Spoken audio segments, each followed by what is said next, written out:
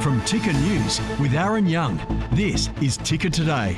Hello, thanks for joining me. Today, rising tension within a major alliance, the Pentagon reassessing the AUKUS deal with Australia and the UK, raising questions about America's defence commitments under Donald Trump's leadership. Clashes escalating across the United States, protests over immigration erupt from coast to coast.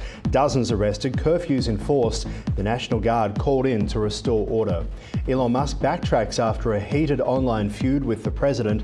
The billionaire admits he went too far as Trump now warns of political fallout. Nintendo's new console is breaking records, a Switch 2 selling out in days, becoming the company's most expensive release ever, with demand far outpacing supply. And today, the world says goodbye to a musical genius. God only knows what I'd be without you. God only knows what I'd be without. God only knows what I'd be without. There he is, Brian Wilson, co-founder of the Beach Boys and the voice behind a generation, has died at the age of 82. You are watching Ticker Today, the latest news and business moving the world. Let's get started. First today, the Pentagon is reviewing the AUKUS security pact involving Australia, the US and the UK to ensure alignment with Donald Trump's America First agenda. According to a defence official, the aim is to enhance readiness and ensure allies contribute adequately to collective defence. Australia is set to acquire nuclear-powered submarines under the deal, which was drawn by partisan support in all three nations. However, concerns remain about the US's ability to meet submarine production targets, and critics have now questioned the deal's fairness and long-term viability. In the US, protests against the Trump administration's immigration policies have spread from Los Angeles to several other cities, leading to dozens of arrests. Authorities in LA conducted mass arrests during the first night of a curfew aimed at preventing vandalism and theft. Meanwhile, US Marines and the National Guard troops are being mobilized to Los Angeles to maintain order, but do not have arrest powers. Protests are expected to escalate this weekend, coinciding with a military parade in Washington, D.C. LA Mayor Karen Bass hitting out at the Trump administration. I'm very proud to stand here with the mayors, the leadership of so many cities, but you should take note that the individuals that are here with me today are all leaders in their area, and we all stand in support and solidarity and call for the raids to end. Elon Musk has expressed regret over some of his recent social media comments regarding US President Donald Trump. In a tweet, Musk wrote, "I regret some of my posts about President Trump last week. They went too far." The exchange has escalated after Musk referred to Trump's tax bill as a disgrace, made allegations about the president's connections to Jeremy Epstein. Last week, Musk deleted his posts concerning Epstein and acknowledged that some of his remarks had gone too far. In response, Trump cautioned Musk about potential consequences if he assists the Democrats in future elections. Now, the president speaking out about their friendship. Happened with Elon. Is there anything that you can do to forgive him? Could you see that happening? Well, look, I have no hard feelings for it. I was really surprised that happened. He went after a bill that's phenomenal. It's the best thing we've ever signed in this country, and that's phase one. Phase two, phase three. All of a sudden is, it all comes together. It's coming together so well.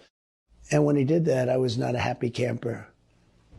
Commerce Secretary Howard Lutwick has confirmed that US tariffs on Chinese imports will remain unchanged despite ongoing trade negotiations. President Trump mentioned that tariffs on China will amount to 55%, a figure that includes the existing rates. Following high-level talks in London, both leaders are expected to collaborate on increasing American trade with China. However, uncertainties remain regarding China's commitments, particularly on rare earth minerals and supply licenses. In Australia, Qantas has announced the closure of its Singapore-based budget airline Jetstar Asia, citing rising costs and increased competition. The airline, which has been operating for 20 years, will cease operations next month, resulting in up to 500 job losses. Its fleet will be redistributed for Australia and New Zealand. Customers with cancelled flights will receive full refunds and be accommodated on other airlines where possible. Qantas now facing a one-time financial impact of about 175 million Australian dollars due to the decision, but continues to report strong demand across its other domestic and international operations. a remarkable debut. Nintendo has sold over 3.5 million units of its Switch 2 gaming console in just 4 days, causing major US retailers to simply run out of stock. The company aims to sell 15 million of these units in the financial year ending March 2026, though analysts believe the projection may be conservative given the strong demand. While stock shortages are now expected, especially in Japan, other regions are now reporting a more stable supply. The Switch 2 features enhancements like a larger screen, improved performance, retails at $449 USD, making it Nintendo's most expensive console to date. Well, Brian Wilson, the co-founder of the Beach Boys and renowned singer-songwriter, has died at the age of 82. His family confirmed the news in a statement expressing their heartbreak, requesting privacy during this difficult time. Wilson, known for his influential melodies and hits like Good Vibrations, struggled with dementia, had been under conservatorship following the death of his wife in early 2024. The Beach Boys, one of America's most successful bands, celebrated for their significant impact on rock music, 30 of the top 40 singles and also global sales exceeding 100 million. Today, Brian Wilson, in his own words. I was going for something that I wanted to hear and I wanted to feel. A feeling of joy. A great feeling of great joy. So what good would living do me? God only knows what I'd be without you.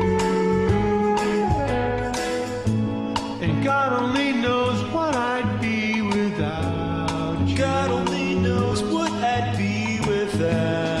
God only knows what I'd be without.